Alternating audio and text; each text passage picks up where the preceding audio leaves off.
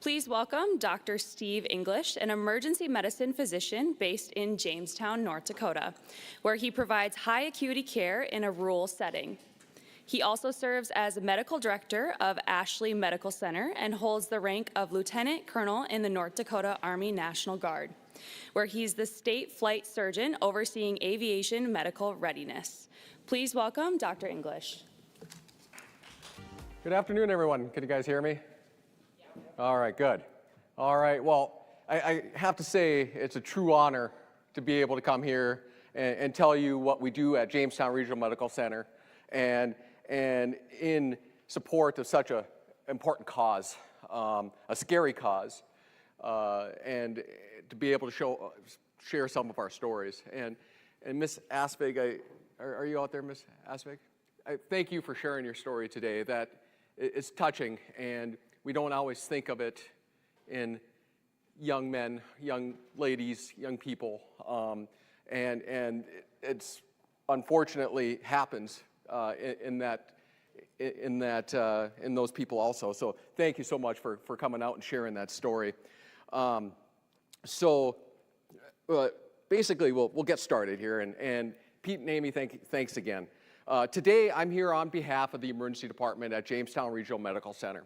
All right, we are a cardiac-ready hospital, and I'm going to start a little bit about kind of our cardiac readiness, and then I will talk about aortic dissection, aneurysms, and things like that, and try to kind of feed into what we're really here for today. But as a cardiac-ready hospital in Jamestown, we don't necessarily see a lot of aortic dissections or valvular disease. All right, but when we do, I really believe we play a critical role, a crucial role in recognizing and managing those symptoms and that disease and get them to where they need to be. Now, at JRMC, we really manage a broad rural population. Our mission is very simple, all right? We deliver fast, reliable, and life-saving care, just like every emergency department in the country. But it's tougher in the rural setting. It's tougher to recruit docs or PAs or nurses, all right? It's tougher to have all the required equipment, all right? But that is our mission. When someone comes in with chest pain or shortness of breath, we act immediately. We know that cardiac care can mean survival, or fast cardiac care means survival. Now, we're proud to be recognized by the North Dakota Department of Health as Cardiac Ready Hospital, all right? Our designation isn't just symbolic, it's earned. We have protocols to rapidly get EKGs and interpret those EKGs, rapidly treat cardiac patients. We're there 24 hours a day, 7 days a week, all right? We've also built close relationships with EMS companies around the region. I am, in fact, a medical director for a lot of our EMS agencies right around the Jamestown area, and that really brings us together in pre-hospital care to make sure that we are capable and ready when that patient comes to the emergency department in need of cardiac care. Now, basically being cardiac ready, this is kind of a new idea in North Dakota. All right, but being a cardiac-ready hospital is for rural hospitals, and it means that we're trained to handle heart-related emergencies immediately. All right, we take and we get and interpret EKGs immediately. We activate transfers to outside hospitals like Fargo or Bismarck, sometimes even before the patient reaches the hospital, as they're sending in EKGs and real-time patient information to our emergency department. All right. We also start an initiative to basically push real-time heart rhythms and vital signs and everything directly, electronically, right to the computer in our emergency department, so we're ready for that patient when they come to the emergency department. Now, here's a few other initiatives that we've taken.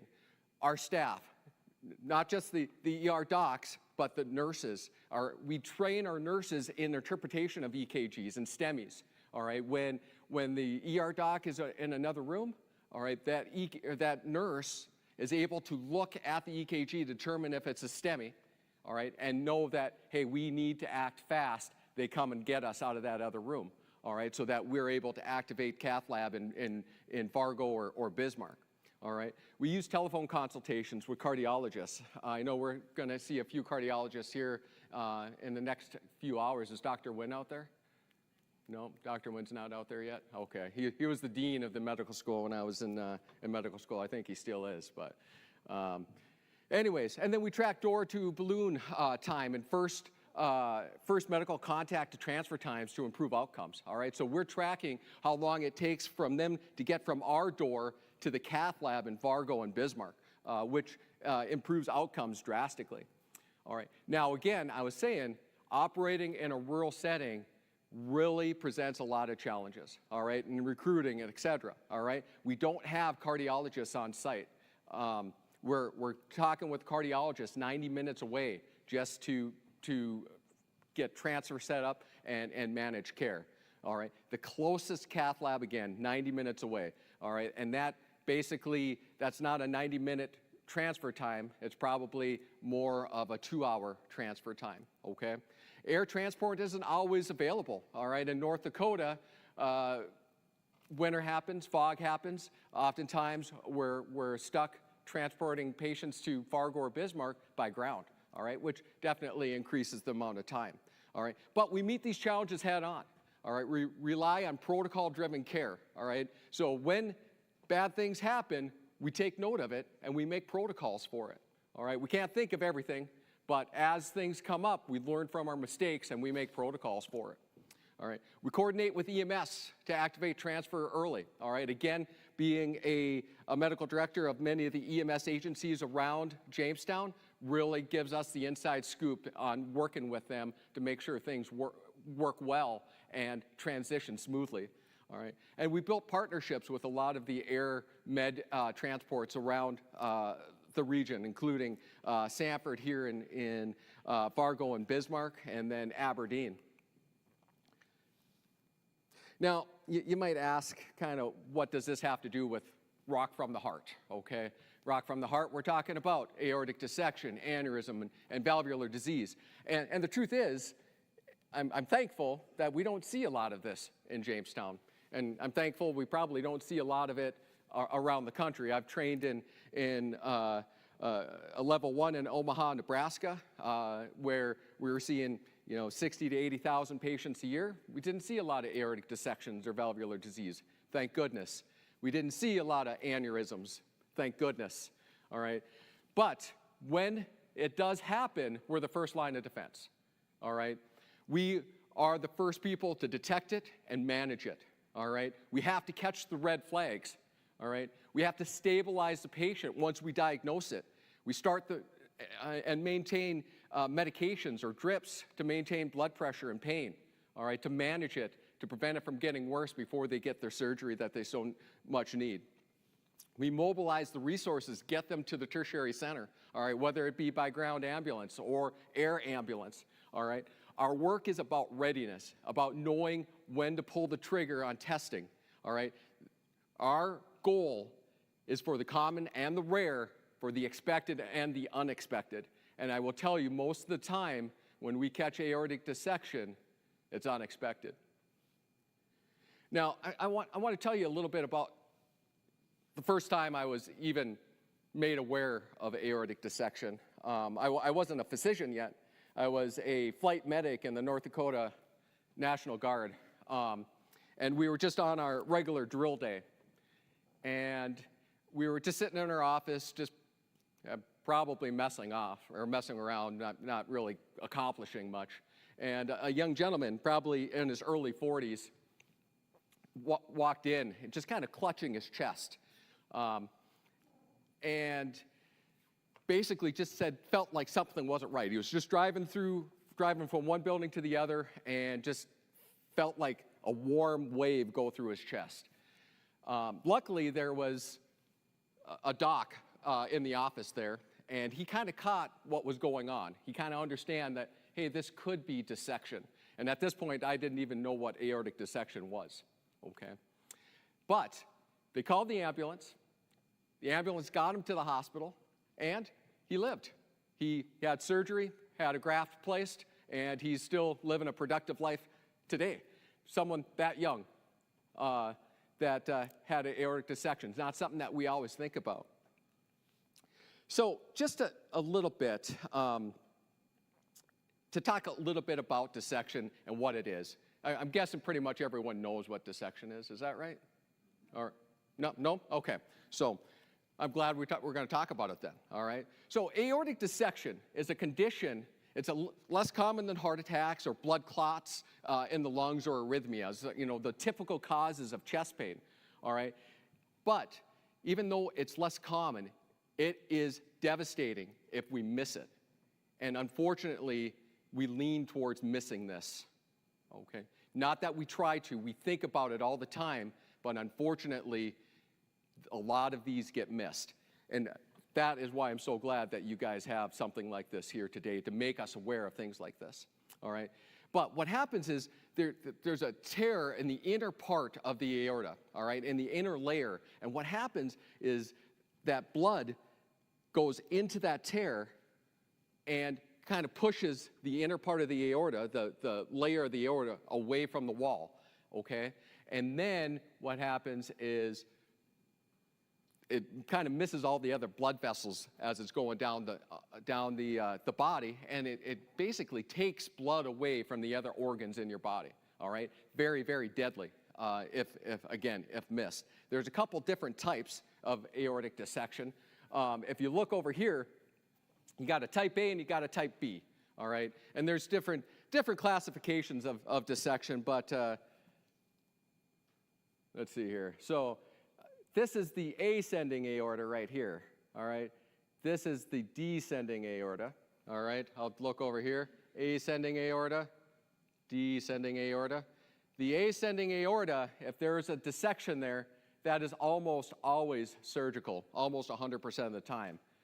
If there's a dissection down this part of the aorta, sometimes that can be handled medically, okay?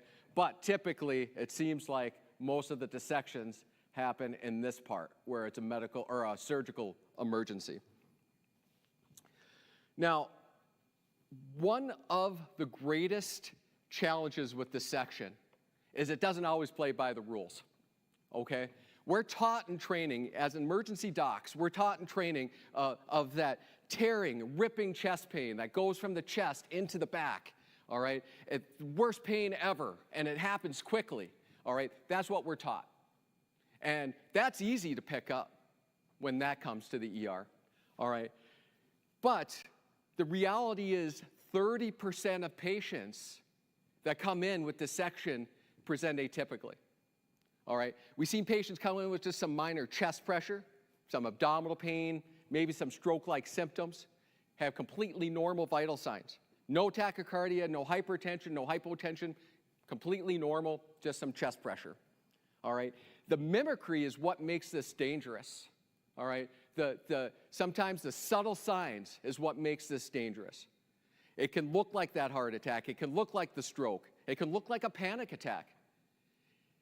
And in a busy emergency department, especially in a rural emergency department, it can make this really, really difficult. And we have to make those decisions quickly, to get that CT scan quickly in order to diagnose this and start managing.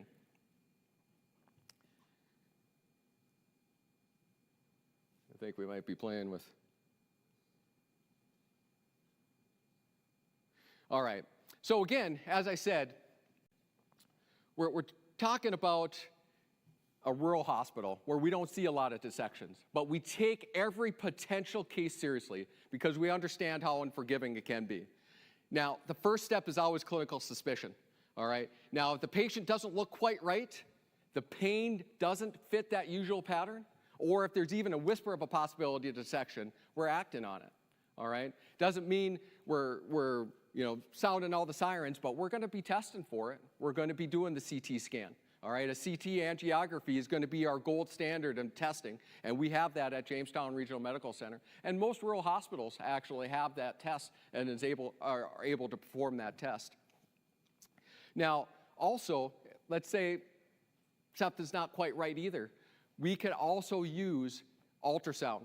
Now, that's not a definitive tool, but we can look for small signs and symptoms, or small signs on ultrasound, like something called a pericardial effusion or aortic root dilation, or we can sometimes see a dissecting flap on ultrasound. And we've used that quite often just to kind of get a feel of, hey, is this something that we need to kind of follow, all right? Now, but again, if suspicion remains, we don't hesitate. We move forward with that CT angiography, all right? And once dissection is diagnosed, then we move into the management aspect. Now, once it is diagnosed, timing is everything. We move forward with the transfer process right away.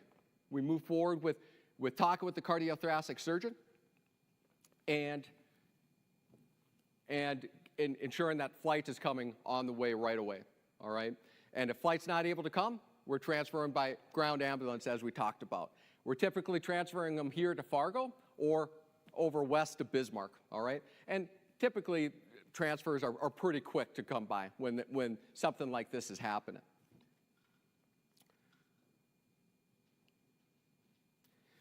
Now, our ability to catch aortic dissections, especially even the subtle ones, depends on how well we train before it even happens, okay?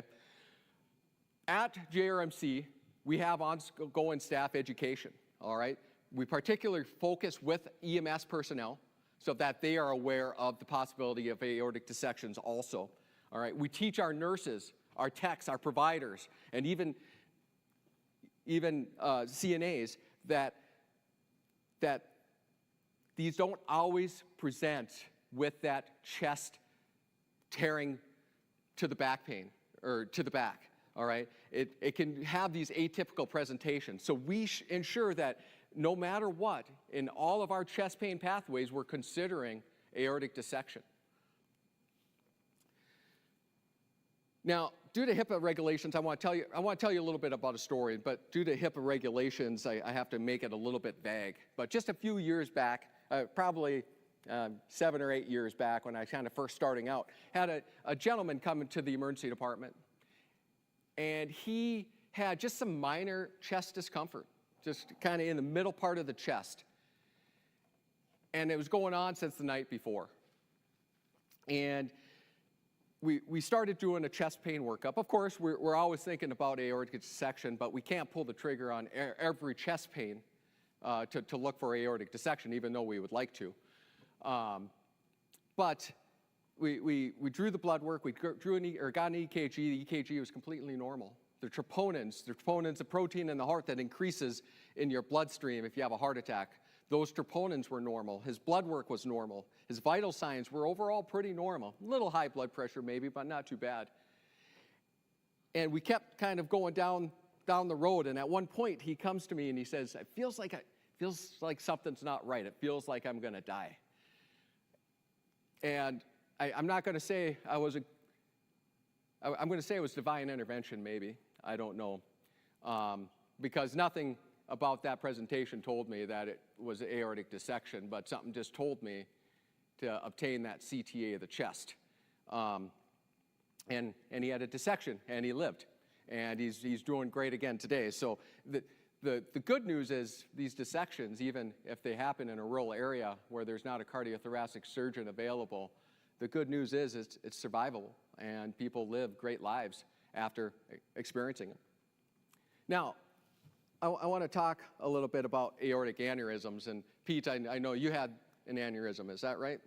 I used to. You used to? Yeah, that's right, okay. So anyways, I'm sorry, I don't mean to call you out. No. Okay. So, but I want to shift gears and talk a little bit about aneurysms. And what's tough about aneurysms is once they become symptomatic, the outlook becomes pretty grim with these. An aortic aneurysm is essentially a ballooning or dilation, basically the aorta getting bigger, okay? It's not that little dissection, I shouldn't say little, but it's not the dissection we were talking about. It's basically ballooning up. And our aortas can get bigger, and we can live with that for many years, all right? But if they get too big, too fast, they can rupture. And once they rupture, oftentimes it's too late. So over time, that weakened wall stretches, and under pressure, basically it pops. And what's really tough about it is when it's getting bigger, during that time it's getting bigger, it's most of the time just completely asymptomatic. All right, most people don't know they have it. Most people realize they get it because they had a CAT scan or an ultrasound of something, and they just happened to see it. So basically got lucky. All right. Now, the most common risk factors of these types of this type of disease is being over the age of 65, being male, high blood pressure, smoking history, and family history. All right. Now, granted, we can't just say that that's the only demographic we can look at for this type of disease, but that's the most common. And that is also exactly the population we take care of here in North Dakota, especially rural North Dakota. So, anybody know North Dakota farmer? All right, yeah, exactly. You know, so these are the people, right? Never going to the doctor, smoking, whatever, right? And going out and just getting their work done. That's their biggest goal. So now, when that aneurysm does present with symptoms, again, it's at a critical point, all right? Patients oftentimes will come in with back pain or flank pain, all right? Again, some mimicry there going on. You know, sometimes it can present like a kidney stone, all right? I got pain right here. I think I have a kidney stone, doc. And you do a CAT scan, and there's a big aneurysm, all right? And tell you what, when I see that, it feels like I'm going to have an aneurysm burst too. So, now, a ruptured aneurysm, again, is a true emergency. There's very little time when this actually happens. And unfortunately, up to 75% of patients who suffer from a rupture outside a hospital don't survive, all right? Oftentimes, many of them don't even make it to the emergency room or to the operating room, all right? Now, that is why we have to be vigilant in testing and monitoring people, okay? Because once it becomes symptomatic, it's too late. So we got to catch this before it becomes symptomatic. In fact, it seemed like I have a lot of personal stories here. Before I practiced at Jamestown, I practiced at St. Alexius Medical Center in Bismarck. And one of my mentors, Dr. Kevin Mickelson, after I left and after we all left, he ended up passing away from a ruptured aortic aneurysm. And he was right in that age frame, 66 years of age. And he actually knew he had an aneurysm, and they were monitoring it, and it must have ruptured, you know. So very unfortunate. A lot of personal stories, and just shows that it's not as uncommon as we think it could be. So now, again, same with dissection. Anytime we suspect an aortic aneurysm, we're moving fast, all right?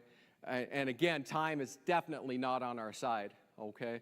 Now, what's nice about abdominal aortic aneurysms is we can do a quick, well, I shouldn't say there's nothing really nice about abdominal aortic aneurysms, but what's nice about testing is we can do a quick ultrasound of the abdomen, and that gives us basically the definitive diagnosis. It's quick and fast, and I can get on the horn with cardiothoracic surgery and the helicopter very quickly, and hopefully get them transferred out where they can reach definitive care. Now, if an aneurysm is found or strongly suspected, we're contacting the vascular surgeons or cardiothoracic surgeons right away, all right? Again, every second counts on this, all right? When we manage it or when we diagnose it, we're managing it right away with probably massive transfusions, all right? Or, you know, if it happens to be hypertensive, we might be trying to control that blood pressure a little bit so that we don't, or we bring down that shear stress and don't cause an increase in rupture.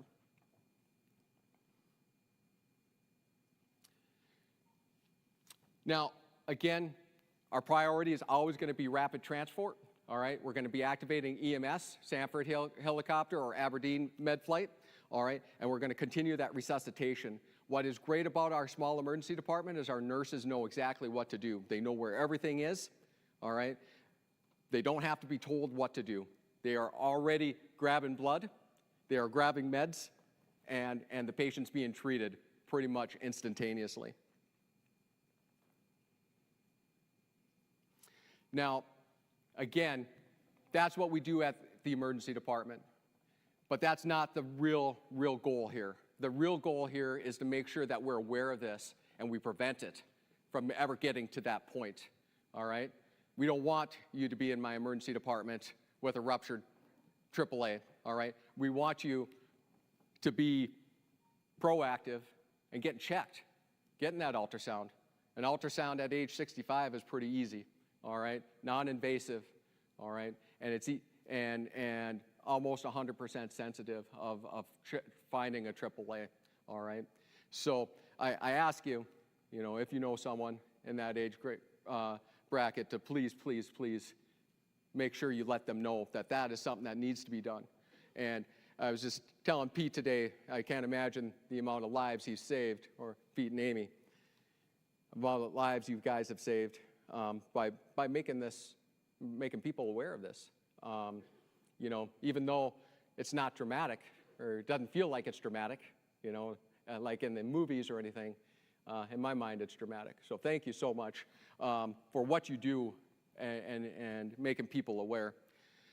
Now, thank you again, because at JRMC, we're not just going to stop here now, all right? Now that I've talked with you and learned about your organization, we're going to move forward with training our staff more on valvular emergencies. I know I didn't touch much about valvular emergencies, all right? Severe aortic stenosis or regurgitation, things that we should probably be a little bit better at, all right? We're going to partner with our EMS, all right, to maximize field detection of these complex cases.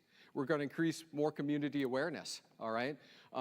Again, as we were saying, prevention is key here. And with organizations like Rock from the Start, hopefully with you guys keeping on leading the charge, we'll be inspired to do even more after that. So thank you so much for everything. I'm very proud to be here and honored to be here. Thank you. Any questions at all? A comment more? Yes. One thing that we found in our family was hereditary, your genes played a part in his dissection. Hereditary disposition to having aortic, what is it? I had an aortic dissection, but 3 of my uncles and my grandmother and a couple aunts all died of aneurysms. So they looked at my genetics, and it was not Marfan syndrome, but it was something very similar. So what do we do from there about our kids and grandkids and other relatives?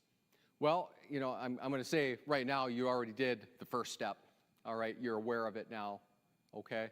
Now, the big thing is my recommendation is to talk with, you know, they do have geneticists, genetic specialists. I would recommend touching base with them and seeing what the recommendations of who should be, you know, who should be monitored throughout their life. Because now that that's been identified, they're going to want to monitor closely. It's not going to be the 65 male that they're monitoring, right? It's probably going to be in their 20s, you know, or even earlier, you know.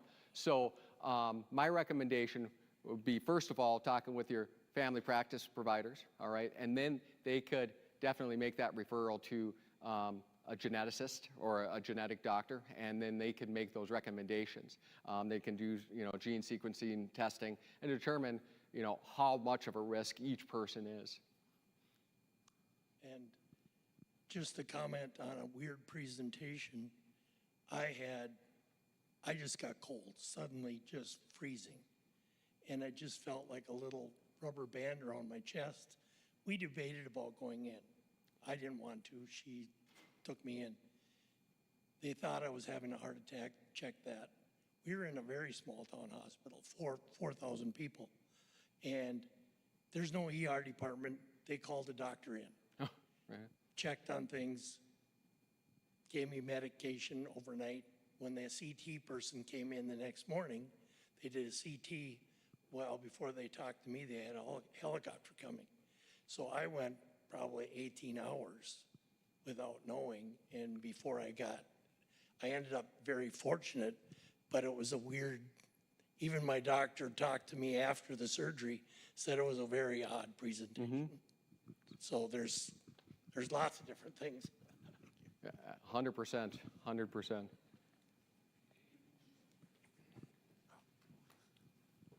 I think so. I just want to remind everyone that we do have a question and answer session at the end.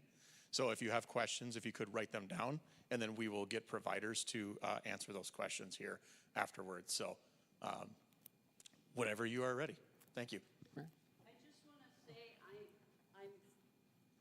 just a little bit. I just want to say I am from Jamestown. I got the Women Heart Jamestown booth back there.